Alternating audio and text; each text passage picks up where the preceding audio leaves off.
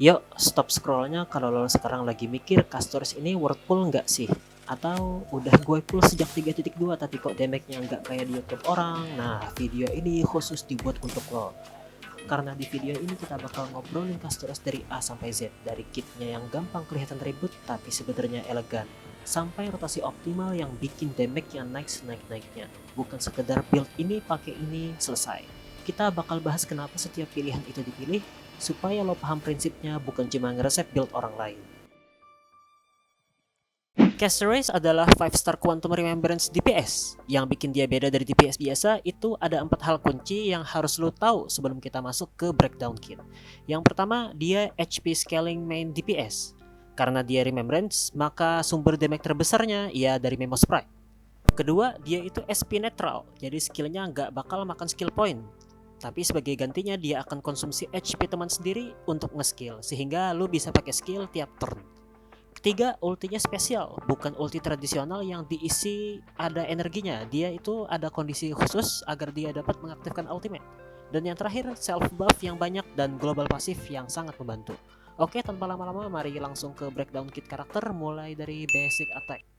Basic attack Castores, namanya Layman Netherseas Repo. Ya sorry ya kalau bahasa Inggrisku agak kurang atau bahkan salah penyebutannya dalam video ini.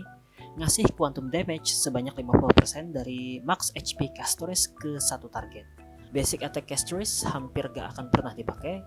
Hal ini akan kita bahas kenapa pas section skill Castores nanti. Skill Castores itu ada dua, yang satu yang normal dan satunya versi enhance. Jadi kita bahas yang normal dulu. Skill normal Castores itu tipenya Blast, konsumsi 30% HP sekarang dari semua allies, termasuk Castores sendiri. Ngasih damage quantum sebanyak 50% max HP ke target utama dan 30% max HP ke target sekitar. Hal kunci pertama ini zero SP cost ya, ini game changer banget. Castores bisa pakai skill tiap turn tanpa perlu khawatir soal SP. Lo bisa pakai tim dengan karakter SP hungry lain kayak Siren dan Hyacinth, dan Castores gak bakal ganggu rotasi mereka. Hal kunci kedua, 30% HP drain dari semua ally. Nah, ini bukan 30% max HP, tapi itu 30% current HP ya. Maksudnya kalau HP ally udah rendah, drainnya juga kecil. Tapi kalau current HP party nggak cukup, skill ini cuma bakalan nge-reduce HP ke 1 poin doang. Sebelum bahas ultimate, gue mau bahas soal talent Castores beserta trace E2 nya dulu ya. Nah, maksimum new bat tergantung level semua karakter di Battlefield. Jadi jika ada 4 member party dengan level 80, ini setara dengan 34.000 HP yang dihitung ke dalam new bat. Jadi tiap HP yang hilang dari ally itu dihitung sebagai 1 poin new bat. Dan kalau new bat udah full, itu ultimate itu bisa dipakai. Saat ally kehilangan HP, Castores dan Netherwing bakalan dapat tambahan 20% damage dealt yang bisa di stack sampai 3 kali, which is 60% damage bonus in total, berlangsung selama 3 turn. Nah, karena skill Castores ngambil HP party tiap turn, kita bisa anggap damage-nya itu sekitar 60% permanen ya. Nah, pas Netherwing lagi aktif di field, nah new bat ini nggak bisa di-charge lewat talent, tapi HP yang hilang dari party bakal dialihin jadi HP Netherwing 1:1. Jadi Netherwing itu kayak disuapin HP loss partinya sendiri. Nah, talent ini nanggung 2 kerjaan, charge ultimate plus amplifikasi damage. Nah, amplifikasi talent ke gameplay, pertama dalam tim Castores jangan pakai shielder. Nah, karakter shield base kayak Gepard, Aven dan lain-lain, atau kayak Fushuan yang tipenya damage mitigation. Ini gak cocok buat Castores karena shield bikin HP gak ada perubahan dan bikin new bat gak akan keisi. Sedangkan damage mitigation itu pengurangan damage dan jadinya ulti Castores makin lambat keisinya. Kedua, trace E2 nya Contain Dark Tide. Nah, yang ini yang bikin makin OP karena healing yang diterima ally juga di-convert ke new bat ya, walau agak dibatasi ya. Jadi lu double benefit, HP loss sama dengan new bat dan HP heal sama dengan new bat. Oh ya, kalau HP party udah full, heal ini bakalan tetap kehitung dan jadi charge juga untuk new bat. Ultimate Castores memanggil Memo Sprite bernama Netherwing ke Battlefield.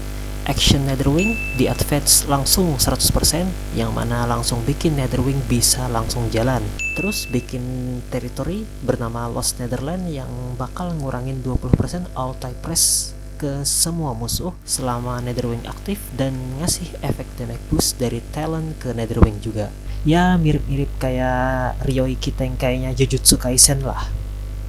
Netherwing punya speed tetap sebanyak 165 dengan max HP sebesar 100% dari new bat, yang mana harusnya ada di angka 34 ribuan. Efek teritori Netherwing bertahan selama 3 turn atau sampai HP-nya mencapai 0, lalu hilang dan teritorinya di-dispel. Skill Casteress akan berubah menjadi versi enhance ya kalau Netherwing udah disummon lewat ultimate. Nah, ini versi enhance dari skill yang tadi. Dan skill ini dihitung sebagai joint attack antara Casteress dan Netherwing. Dinamakan joint attack ya karena dihitung sebagai serangan sebanyak 2 kali, bukan serangan 1 kali sebanyak 2 hit. Oke? Casteress dan Netherwing akan melancarkan joint attack ke semua target sebanyak 30% max HP dari Casteress dan 50% max HP dari Netherwing. AoE murni dan tetap 0 SP cost. Ini skill yang bakal lo pakai banget pas Netherwing udah disummon. Kalau dihitung nih ya, misal HP Casteress itu 9000, nah dihitung 30% berarti 2700 ditambah dengan 50% max HP Netherwing yang mana selalu 34.000 mengikuti 100% dari new bat, dan 50% nya itu 17.000. Total damage-nya sekitar 19.700, dan itu belum dihitung crit, death reduction, death ignore, dan lain-lain. Netherwing muncul di battlefield pas Casteress make ultimate. Lu gak bisa manual summon selain lewat ultimate. Setelah muncul, Netherwing ada di backup row, yaitu di belakang party, bukan di burst yang sama kayak member spread yang lain. Sehingga Netherwing gak bisa jadi target serangan musuh. Ya mungkin karena kebesaran juga kali ya. Sebelum bahas kemampuannya, lu harus tahu 3 pasif Netherwing yang aktif selama dia ada di field. Nah, ini juga termasuk dengan talent yang dia miliki. Territory Lost Netherland. Nah, ini ngurangin 20% all type press ke semua musuh. Ini buff paling OP di game selain ignore death. Dan buffnya ngasih efek ke semua tim, bukan cuma Casteress. Nah, kedua, Memo Sprite Talent Moon Cocoon Shroud the Form. Nah, ini Netherwing bisa jadi backup. HP ally nggak bisa turun di bawah 1. Simpelnya dia itu mirip Fushuan. Dia bisa jadi tank kalau HP tim sisa 1. Cuman pengurangan HP-nya jadi 5 kali lipat dari biasanya. Tapi tetap worth untuk beberapa keadaan. Nemo Sprite Talent Roar Rumbles to Realm. Nah, pas Netherwing disummon, dia ngasih buff 10% tambahan damage ke semua ally selama 3 turn. Sekali lagi, buff yang bisa dipakai untuk seluruh tim. Kesimpulannya, pas Netherwing ada di field, party lo dapat tambahan 10% damage, musuh dapat pengurangan 20% all type press, dan ada safety net di mana party lo gak bisa mati kalau Netherwing masih punya HP. 3 in 1, nice. Lanjut ke skill aktif Netherwing. Netherwing punya 2 skill atau kemampuan yang bisa lo pilih pas turnnya, yaitu Claw Splits the Veil atau Breath Scorch the Shadow. Nah, kita akan bahas yang Claw Split the Veil, basic attack versi Netherwing. Lu mau pakai ini buat end action Netherwing dengan cepat tanpa konsumsi HP-nya, atau kalau mau nyimpen HP Netherwing buat breath attack atau buat yang skill kedua nanti di turn selanjutnya. Biasanya dipakai sama tim Casteress NLS1 dengan Sunday buat delay talent Wing Sweep the Rune supaya Sunday bisa refresh buff ke Netherwing. Oke, selanjutnya dengan cost sebanyak 25% max HP Netherwing per aktivasi, Netherwing bakalan ngasih siraman rohani ke semua musuh di battlefield. Multiplayernya naik per aktivasi dari 24% ke 28%, dan terus terakhir ke 34%, dan akan terus di 34% untuk aktivasi keempat dan seterusnya. Skill ini bisa diaktifasi berulang kali dalam satu action sampai HP Netherwing habis. Multiplier boost ini juga akan tetap ada sampai Netherwing hilang atau gilirannya diakhiri dengan basic attack cakar tadi. Dengan multiplier yang naik tiap hit pertama 24% max HP, hit kedua 24, hit ketiga dan seterusnya 34. Total damage 4 hit di E0S1 atau N0S1 itu 24 ditambah 28 ditambah 34 dan terus ditambah 34. Itu totalnya 120% max HP AOE. Nah, kalau HP Netherwing sudah nyampe kurang dari 25% max HP, aktivasi Breath bakal reduce atau ngurangin HP ke 1 poin dan bakal otomatis trigger talent Wing Sweep the Runes. Saat Netherwing terbang setelah menghabiskan semua HP-nya lalu meledakkan diri, inilah yang merupakan Memo Sprite talent Wing Sweep Runes, ngasih 6 quantum damage masing-masing 40% max HP Castorus ke random enemy.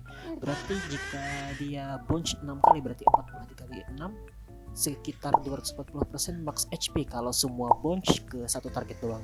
Bonus bisa regen HP sebesar 6% max HP Castorus plus 800 ke semua ally. Setelah buff support seperti Siren plus Evernight plus Hyacinth, ini bisa ngehit sekitar 500.000 sampai 1 juta lebih ke single target atau 2 juta lebih di 5 target sekaligus. Rotasi optimal Netherwing harusnya pakai Breath Scorch the Shadow 4 kali berturut-turut dalam satu action, ya semburan pertama, kedua, ketiga, dan keempat, yang mana masing-masing konsumsi 25% HP Netherwing sendiri, sehingga pas Netherwing HP drop ke angka 0 atau pas ada di angka 25% setelah semburan ketiga, maka pada semburan keempat akan menghabiskan semua HP dan langsung trigger Wing Sweep Drones. Sangat kepake kalau bosnya itu manggil kroco-kroco dan disembur pakai siraman rohani dulu oleh si Netherwing.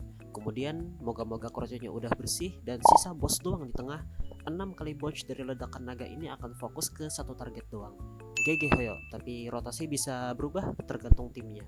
Sekali pro battle, efek ini akan langsung aktif kalau ally kena damage yang harusnya bikin mati. Mereka langsung masuk state bernama Moon Cocoon, tapi dengan catatan Castorus ada di akun lo. Dia gak perlu berada di tim. Nah, cukup dengan hadir doang di akun lo, maka semua jenis tim bisa nikmatin efek ini. By the way, ally yang di-revive dengan cara ini juga rentan terhadap serangan musuh. Jadi misalnya dalam Moon Cocoon mereka diserang atau belum dapat heal, ally member yang kena hit lagi dalam estate ini bakal beneran mati. Nah, jadi sebelum diserang atau sebelum durasinya habis, mereka harus dapat heal atau shield. Perlu diingat ini bukan replacement untuk sustain, jadi lo masih butuh healer atau shielder yang kuat. Ini cuma safety net buat situasi emergency. Jadi kalau lu salah main atau kalau misalnya di endgame content kayak Memory of Chaos yang punya syarat gak boleh ada satupun member party yang mati dan lu main sustainless, efek global pasif ini bisa jadi pembeda antara full star atau ngulang lagi. By the way, selain Castorus, Silver Wolf level 999 juga punya efek global pasif serupa dengan cara nyantol doang di akun kalian. Kayaknya Hoyo pengen konsisten bikin char Anif dengan global pasif. When ya, ajaran juga dapat. Setelah dipakai, Castorus akan memasuki... Woi, ngalangi teks aja nih. Setelah dipakai, Castorus akan memasuki status Nether Veil selama 20 detik. Selama durasi aktif, musuh nggak akan bisa mendekat secara aktif. Kalau lo attack dari stat ini, semua musuh yang ada dalam jangkauan akan memasuki battle dan Netherwing langsung disummon, plus mendahulukan aksinya sebesar 100%, plus teritori juga langsung aktif. Setelah memasuki battle akan mengkonsumsi HP seluruh party sebanyak 40% max HP saat ini kecuali Netherwing. Dan Netherwing akan memulai battle dengan 50% HP dari maksimum Newbat. Sejatinya lo akan selalu pakai teknik sebelum battle karena lo bakal langsung punya Netherwing di awal giliran, dan juga mending langsung saja habiskan semua semburan untuk damage gratis sebelum yang lain dapat giliran karena dia cuma punya 50% max HP dari aslinya. By the way, karena A2 sudah kita bahas bareng talent, jadi kita langsung skip aja bagian itu. A4 Castorus namanya Invert Torch yang punya dua efek. Efek pertama, saat HP Castorus itu lebih atau sama dengan 50%, dia dapat tambahan 40% speed. Cukup bagus, tapi kudu hati-hati. Jika HP Castorus drop di bawah 50%, buff ini bakalan hilang. Untuk efek kedua, kalau Netherwing itu pakai siraman rohaninya ke musuh dan musuhnya itu mati langsung semua, Netherwing bakalan dapat 100% tambahan speed untuk satu turn. Ya, jadi simpelnya si Netherwing ini setelah ya anggap pas semburan ketiga ngalahin semua musuh, si Netherwing bakalan dapat extra turn yang bakalan bikin dia jalan lagi. Nah, terakhir di talent Castorus, E6 Castorus namanya Where the West Wind Dwells. Mekaniknya tiap kali Netherwing pakai Breath Scorch the Shadow, Netherwing dapat tambahan damage sebesar 30% dan bisa di stack sampai 6 kali. Nah, simpelnya Netherwing ini bisa pakai Breath 4 kali dalam satu action karena 4 kali 25% HP cost jadi 100%. Jadi 4 kali 30% itu sama dengan 120% additional damage ke Wing Sweep Runes finisher yang datang setelahnya. Itu amplify finisher yang besar. Tapi di build E2 Netherwing bisa pakai Breath sampai 6 kali. Jadi 6 dikali 30% itu sekitar 180% damage bonus digabung dengan talent yang ngasih 60% damage bonus. Minor Thresh Castris dia ngasih stat boost dengan total crit rate plus 18,7%, crit damage sebesar 13,3% dan quantum damage sebesar 14,4%. Prioritas level up Threshnya itu ke Memo Sprite skill dan Memo Sprite talentnya dulu, baru ke ultimate dan talent, dan terakhir ke skill. Untuk basic attack abaikan saja karena bakalan nggak pernah kepake. Oke, Thresh selesai. Sekarang ke topik yang selalu ditunggu-tunggu, Eidolon Analysis. Eidolon Castris, topik yang selalu sensitif karena ini tentang spending ya. Gue bakal jujur dan bakal ngasih tahu Eidolon mana yang worth untuk digacha. Oke, dari yang pertama Castris E0 itu udah T0 DPS yang bisa clear semua konten endgame dengan tim F2P, apalagi yang premium. Jadi kalau budget lu terbatas, E0 pun udah cukup. Jangan dipaksa push Eidolon kalau nggak ada jet. E1 ya TLDR, semakin rendah HP musuh damage Netherwing jadi semakin sakit, tapi kurang worth untuk digacha karena gak ada perubahan signifikan terhadap rotasi gameplay. Cuman kalau mau yang ngerubah gameplay kudu targetin E2 sekalian, kalau gak mending E0 saja. E2 ini yang game changer, mekaniknya setelah summon Netherwing, Castris bakalan dapat 2 stack Ardun Wheel, dan Ardun Wheel ini bisa bikin semburan bisa jadi 6 kali ketimbang E0 nya yang cuman 4 kali. Efek keduanya, setiap ulti Castris bakalan dapat pendahuluan aksi 100% bersama Netherwing. Jadi, enhance skill selanjutnya, Castris bakal dapat 30% charge new bat langsung. Jadinya, rotasi ulti makin kenceng setelah naga meledak. Ini akan jadi vertical investment terbaik dari Castris. Stopping point meta. Kemudian di E3, Castris cuma ngasih minor damage boost. E4 Castris ngasih tambahan 20% incoming healing ke semua ally selama Castris ada di field. Nggak ningkatin damage secara langsung, tapi bikin healer makin low cortisol untuk ngisi charge new bat. Di E5 pun dia sama seperti E3, cuma ngasih minor damage boost. Dan terakhir, E6 Castris punya 3 efek, yaitu yang pertama Castris atau Netherwing itu dapat tambahan 20% quantum respan. Seperti yang sudah disinggung, ini adalah buff terkuat di game selain Death Ignore. Kedua, serangan Netherwing bisa tabrak elemen apapun, tapi ingat cuma Netherwingnya doang. Terakhir, damage ledakan naga ditambah 3 bunch, jadi totalnya 9 serangan. Untuk sign-nya gak perlu ragu karena inilah Lycon terbaik Castris karena ngasih 30% max HP, 30% ignore death, dan 12% pendahuluan aksi setelah naganya meledakkan diri. Damage makin sakit dan rotasi jadi makin cepet dengan adanya action forward ini. Word pool? Ya, kalau lu serius main Castris, signature ini strong improvement di atas yang lain. Nah, untuk alternatif kalian bisa pakai signature-nya Evernight dengan efek serupa namun lebih lemah karena Castris gak pakai sistem energi tradisional untuk charge ultimate. Pasif terakhir LC ini gak akan pernah kepake di Castris.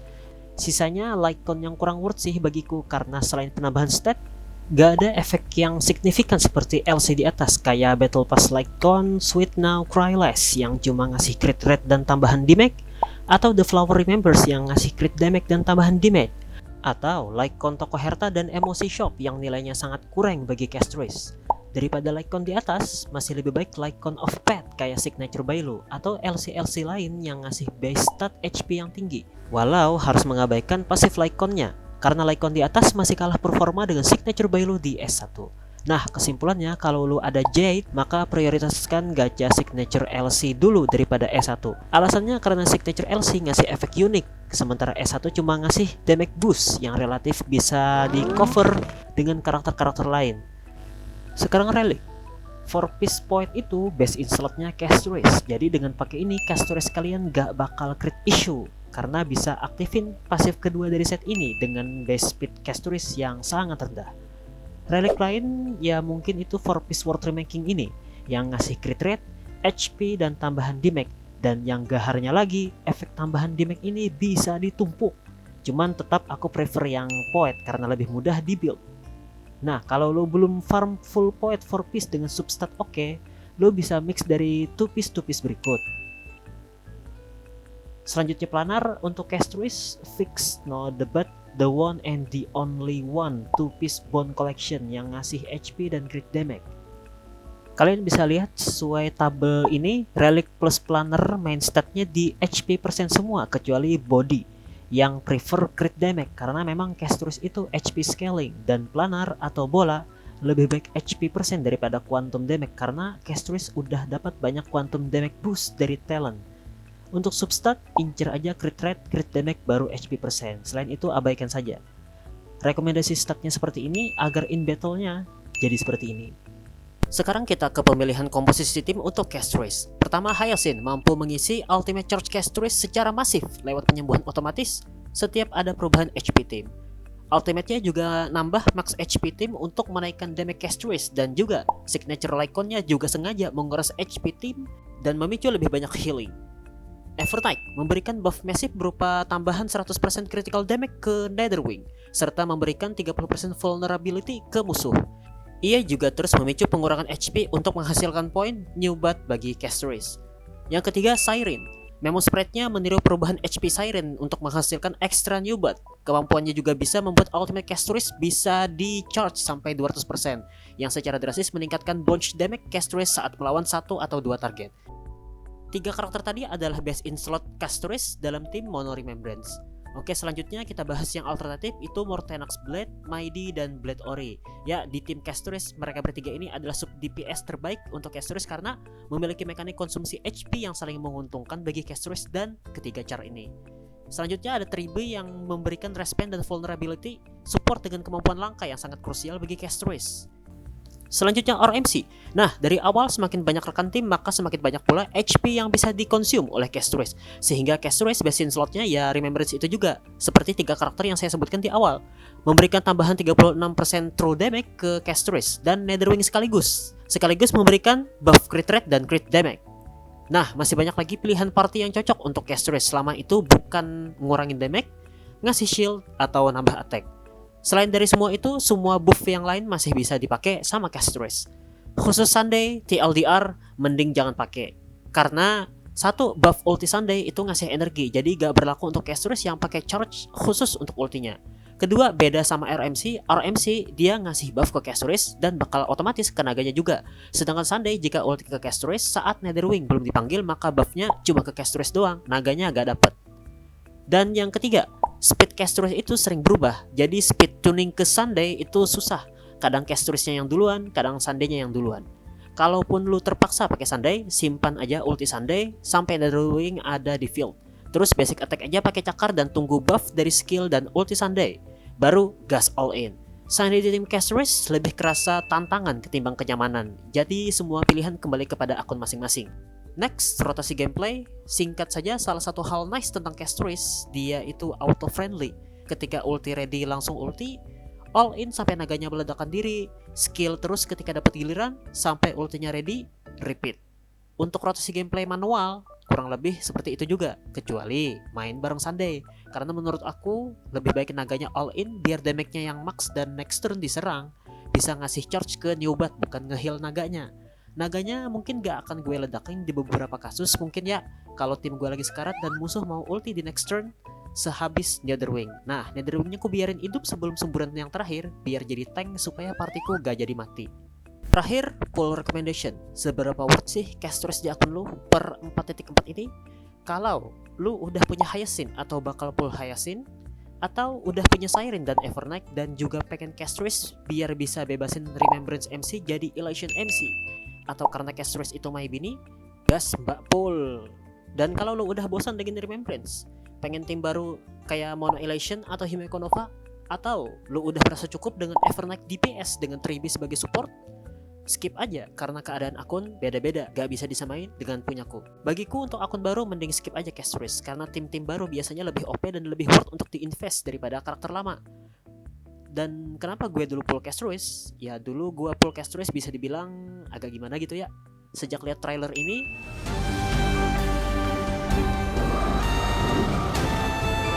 terus lihat opening Amporius yang ini,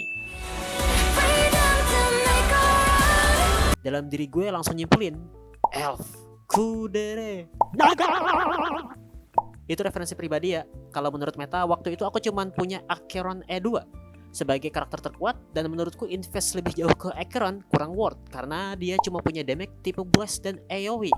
Jadi kalau ketemu musuh-musuh atau bos yang beton plus sendirian kayak Sam ini, Ekron bakalan high cortisol. Dan semenjak gue lihat bahwa naga Castris bakalan ngasih semua tipe damage dari Blast, AoE, terus Bunch, yang mana makin dikit musuhnya damage-nya makin sakit, itulah yang membuatku kenapa gue sampai E6? Ya gue juga perlu tim yang bakalan bisa low cortisol di semua konten tanpa perlu mikir weakness-nya apa, buff endgame-nya apa. Jadi ya gue nabung-nabung sampai setahunan kira-kira sampai bisa E6 Castris. Itu aja yang bisa gue bahas soal Castris. Gue harap video ini bisa membantu player-player di luar sana yang masih belum paham soal Castris. Gue Raiden pamit, Burung Irian, Burung Cendrawasih, cukup sekian dan terima kasih.